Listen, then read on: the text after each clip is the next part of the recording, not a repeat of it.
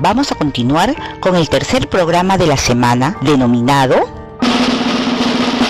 Explicamos los mecanismos de regulación de la glucosa para conservar la salud. El propósito de esta actividad es explicar, usando conocimientos científicos, cómo el organismo regula la glucosa en un proceso de equilibrio corporal.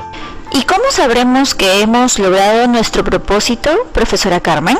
Cuando hayamos elaborado una explicación basada en fuentes de información científica sobre cómo el organismo regula la glucosa en un proceso de equilibrio corporal ante el consumo de alimentos energéticos. Ahora describiré las actividades que desarrollarán en este tercer programa. En primer lugar, analizaremos una situación donde se den casos de consumo excesivo de alimentos energéticos ricos en carbohidratos. Relacionado con la alimentación excesiva de alimentos energéticos, plantean preguntas y posibles respuestas. Analizaremos la pregunta investigable y propondremos posibles respuestas. En segundo lugar, seleccionaremos y analizaremos conocimientos que ayudarán a responder a la pregunta investigable y relacionaremos estos conocimientos con situaciones y casos de su entorno familiar y de la comunidad. En tercer lugar, responderemos a la pregunta investigable con la información científica seleccionada y elaboraremos nuestra explicación. Muy bien, amigas y amigos de tercer y cuarto grado de secundaria. Ahora continuaremos con este interesante programa, a ponerse las pilas y vamos a aprender. Vamos a recordar los programas anteriores. Lucía, ¿qué vimos en el programa 2? Sí, profesora. Aprendimos la estructura que tendrá nuestro plan de acción referido al cuidado de la salud física y alimenticia de la familia. Nuestro plan debe comenzar de un diagnóstico y a partir de ello determinar los objetivos, la justificación, las acciones del plan, los recursos y las reflexiones y recomendaciones. El área de ciencia y tecnología aportará para su construcción. Bien, ahora vamos a responder las siguientes preguntas. ¿Qué ocurre en nuestro cuerpo con los alimentos que consumimos? ¿Qué relación hay entre los alimentos que consumimos y la energía que necesitamos cuando hacemos una actividad física? Muy bien, ahora vamos a escuchar la siguiente situación. El señor Genancio y su familia viven en el departamento de Ancash. La familia se dedica a la siembra y cosecha del maíz. Además que este es el alimento que mayormente consume la familia.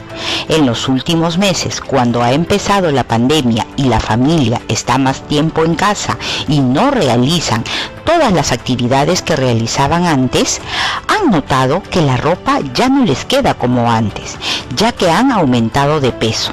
Roberto, el mayor de sus hijos que cursa el cuarto grado de secundaria, ha traído a casa la balanza y todos se han pesado. Tal ha sido su sorpresa porque han aumentado entre 3 a 5 kilos. ¡Oh! Han subido de peso porque no realizan muchas actividades físicas. Profesora Carmen, se vienen a mi cabeza muchas preguntas sobre esta situación. Por ejemplo, ¿de qué manera los alimentos nos proporcionan la energía que necesitamos? Si consumimos muchos alimentos, ¿a dónde se va toda esa energía que no gastamos? ¿De qué manera nuestro cuerpo transforma los nutrientes en energía? ¿Cuál es el destino final de los alimentos? Estudiantes de tercero y cuarto grado, ¿qué otras preguntas pueden formular sobre esta situación? Anoten y respóndalas. Comenten con el familiar que los acompaña. Profesora Carmen, ¿cuál será la pregunta investigable a responder? Hoy, nuestra pregunta investigable es: ¿de qué manera actúan los mecanismos de regulación de la glucosa en nuestro cuerpo para conservar la salud? Anótenla en su cuaderno. ¿Saben lo que es la glucosa? Mi mamá me dice que el azúcar con la cual endulzo mi quinoa tiene glucosa. Sí, así es, Lucía, pero la glucosa está formando parte de muchos alimentos energéticos como los carbohidratos. El maíz es un carbohidrato, es decir, que tiene glucosa. Bien, Miguel, ahora respondan de qué se trata la pregunta investigable.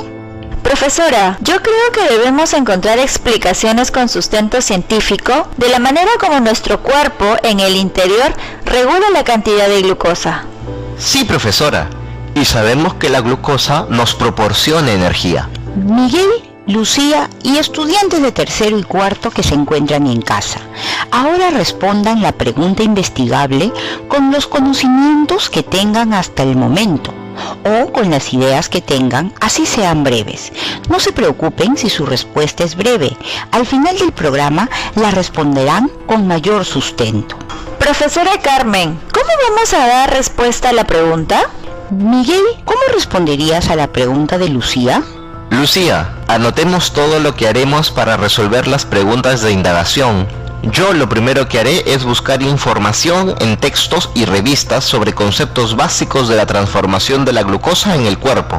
Yo voy a consultar en libros que tenga en casa. Estudiantes de tercero y cuarto de secundaria, ¿ustedes qué harán para contestar la pregunta que guía el programa? Vamos, elaboren su plan de acción con actividades que realizarán para responder a la pregunta investigable. Manos a la obra. En este momento, nosotros te proporcionaremos algunas fuentes de información sobre qué mecanismo realiza el cuerpo para regular la glucosa en el cuerpo. Después del programa, podrás consultar otras. Anota las ideas claves que te ayuden a responder la pregunta de indagación. Vamos a empezar por recordar qué pasa cuando comemos maíz. Por ejemplo, nosotros hemos estudiado en grados anteriores y en primaria los tipos de alimento. El maíz, ¿qué tipo de alimento es? Es un constructor. No, es un energético. Nos da energía como el camote, la yuca, el arroz, el trigo, el azúcar. Bien, el maíz es un alimento energético y es considerado un carbohidrato. Tiene una sustancia blanquecina llamada almidón. Ah, sí, profesora. Yo cuando he desgranado el maíz, veo que en la tabla se queda el agua media blanca, que cuando se seca es un polvito blanco. Ajá, justamente esa sustancia o polvito de color blanco es el almidón. Y una molécula de almidón está formada por 100 moléculas de glucosa. Imagínense que ustedes unen 100 bolitas de las que usamos para el cabello o pilimilis en una cuerda. ¡Ah, su profesora! ¡Es grande! Así es, y el almidón es una molécula muy grande. ¿Qué creen que pasa cuando ingresa a la boca?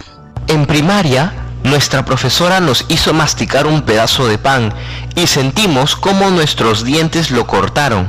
La saliva lo humedeció y se formó una masita que se llama bolo alimenticio y lo pasamos para que llegue al estómago, y lo mismo sucede con el maíz. Así es, Miguel. El maíz, cuando ingresa a la boca y lo comenzamos a masticar, la saliva lo digiere un poco y forma el bolo alimenticio. Sí, profesora, porque en la boca empieza la digestión. Ahí se cortan los alimentos en trozos, se humedecen y se mezclan. Eso experimentamos en primaria con nuestra profesora, como dice Miguel. No solo sucede eso, Lucía. Les dije que la saliva lo digiere un poco, pero porque sucede algo más. ¿Cómo es eso, profesora, que lo digiere un poco y sucede algo más? Así es, Miguel, sucede algo más. Habíamos señalado que el maíz está formado por moléculas de almidón y este a su vez está formado por 100 moléculas de glucosa. ¿Qué creen que le sucede al almidón cuando el alimento es cortado, humedecido, mezclado en la boca? Uy, profesora, también se corta, se humedece y se mezcla y se convierte en bolo alimenticio. En parte tienes razón. La masa que se forma se llama bolo alimenticio, pero la saliva, que es la que humedece el alimento, hace algo más porque tiene una sustancia que se llama tialina o amilasa salival, la cual rompe estas moléculas grandes de almidón en moléculas más pequeñas de glucosa. ¡Wow! O sea que de cada molécula grande de almidón salen 10 moléculas más chiquitas de glucosa. Sí, pero no todas logran romperse con la amilasa salival. Todavía quedan algunas. Entonces, se terminan de romper en el estómago. Vayamos despacio, Lucía.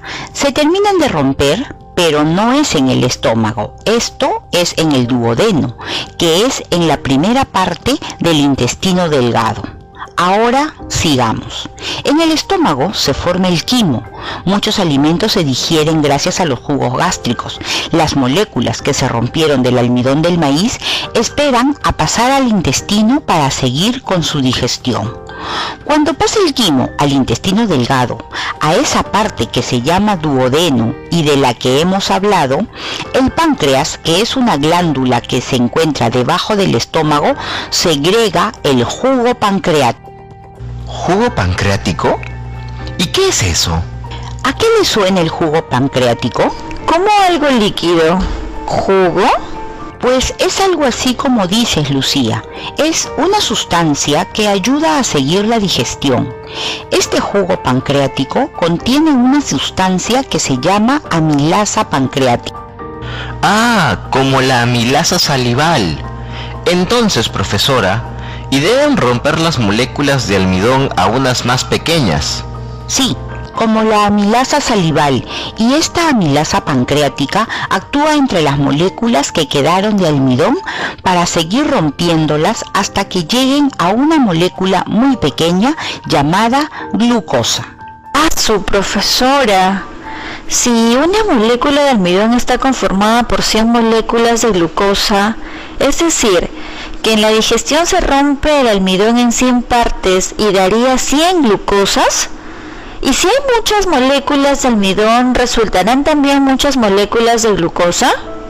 Es correcto, Lucía. Pero, ¿qué pasa con la glucosa que se forma en el duodeno del intestino delgado?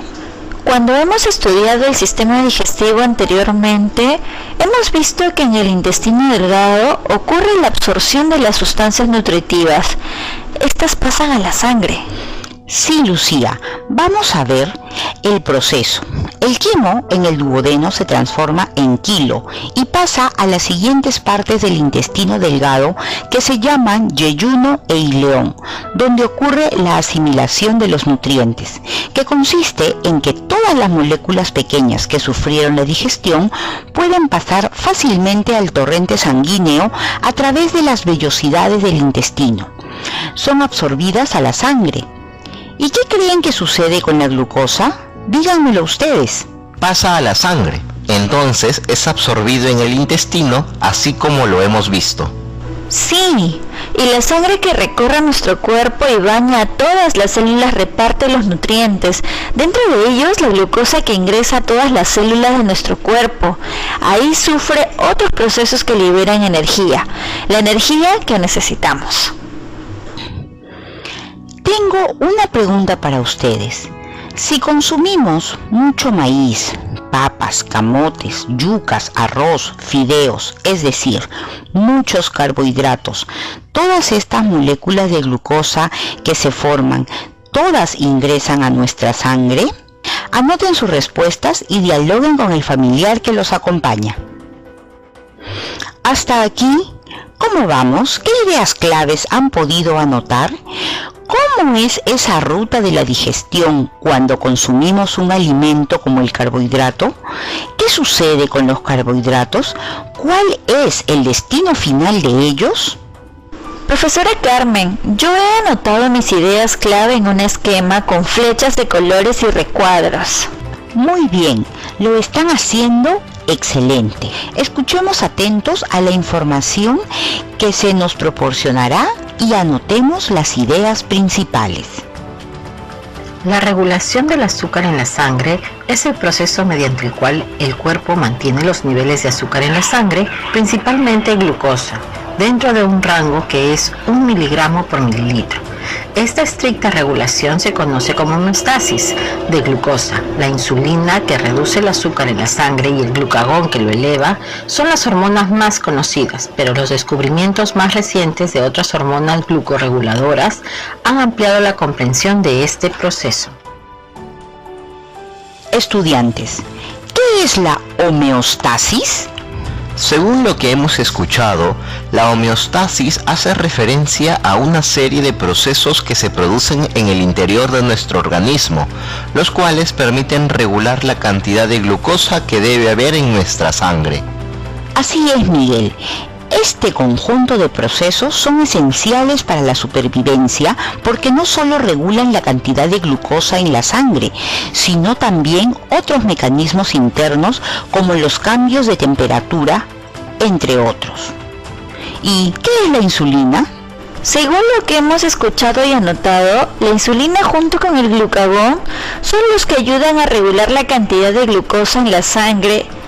La insulina reduce la cantidad y el glucagón la eleva. Así es, Lucía. La insulina es una hormona que segrega el páncreas directamente a la sangre y que reduce, como lo hemos escuchado, la cantidad de glucosa que hay en la sangre, que es de 1 miligramo por mililitro de sangre. Pero no solo la insulina se ocupa de la glucosa, sino también otra hormona del mismo páncreas, que es el glucagón, que la eleva cuando hay poca cantidad. Ah, ya, ahora entiendo mejor. Bueno, entonces la insulina y el glucagón, que lo segrega el páncreas, hacen que se regule la cantidad de glucosa que debe haber en la sangre. Y eso es parte de los mecanismos de la homeostasis. ¡Qué maravilla! Nuestro cuerpo es una máquina perfecta. En casa, anoten estas ideas clave que son muy interesantes. Pero si comemos muchos carbohidratos, ¿a dónde se va esa glucosa en la que se convierte? Si en la sangre la insulina y el glucagón no van a dejar que se la quede. Cuando consumimos muchos carbohidratos que al final se convierten en glucosa y hay más cantidad que la sangre no puede aceptar, ¿esa glucosa se debe ir a otros lugares del cuerpo o el cuerpo la puede expulsar? Se transforma y se almacena en varios lugares. Primero, en el hígado en forma de glucógeno, y si sigue habiendo más, entonces se comienza a depositar en los tejidos como el adiposo que se encuentra debajo de la piel. Es por ello que se suele subir de peso. Luego, si hay más cantidad, se almacena en forma de grasa entre los músculos y sobre los órganos. Entonces, ¿qué podemos decir con lo que acabamos de escuchar? Oh, es por eso que debemos medirnos y consumir los carbohidratos necesarios para el cuerpo y no abusar de ellos. Así es, Miguel.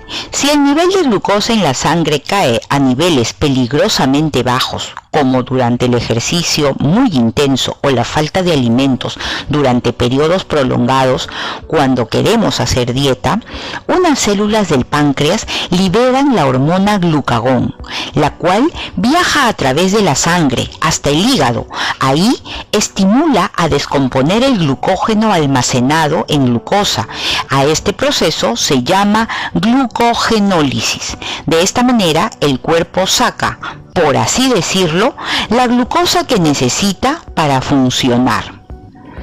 ¿Y qué pasa cuando la glucosa aumenta?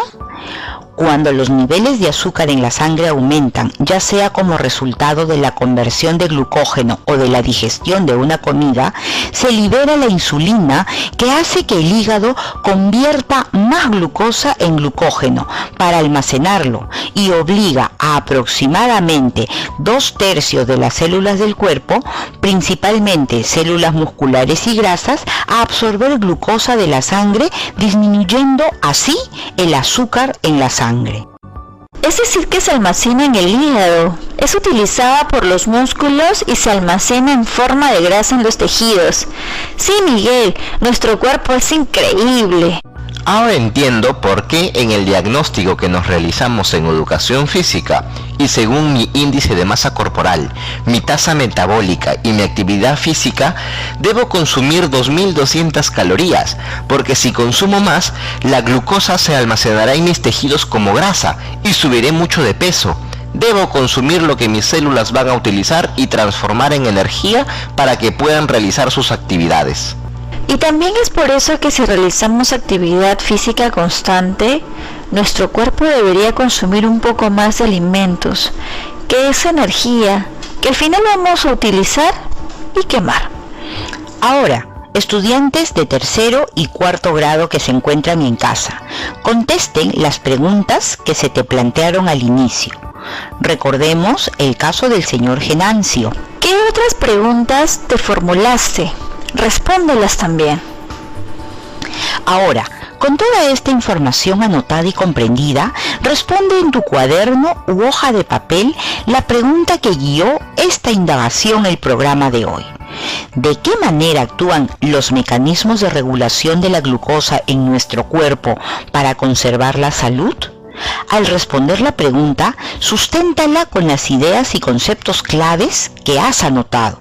Elabora la evidencia del programa, que es una explicación escrita sobre cómo el organismo regula la glucosa en un proceso de equilibrio corporal ante el consumo de alimentos energéticos para conservar la salud. Esta respuesta, fundamentada científicamente, te servirá para elaborar el producto del programa, que es un plan para la mejora de la salud física familiar y comunitaria, conservando el ambiente. Con este aprendizaje podrás aportar en las acciones del plan.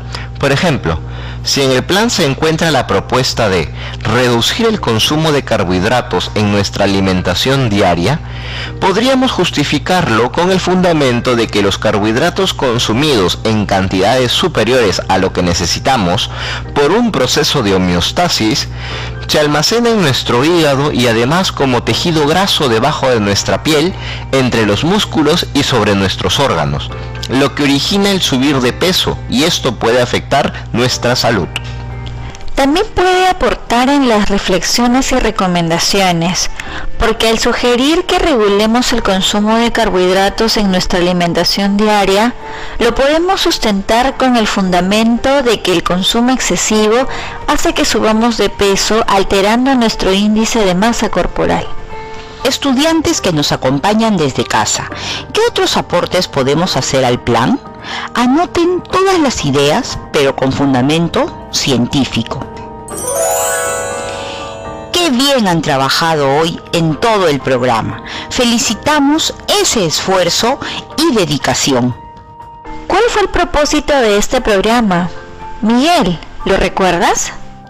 El propósito del programa fue: explica, usando conocimientos científicos, cómo el organismo regula la glucosa en un proceso de equilibrio corporal para mantener la salud. ¿Y cómo hicimos para lograr el propósito y responder la pregunta de indagación? ¿Qué acciones realizaste allá en casa, estudiante de tercero y cuarto, que te ayudaron a lograr el propósito? Guarda estas evidencias que has construido el día de hoy en tu portafolio, porque te servirá para el producto final de la experiencia de aprendizaje.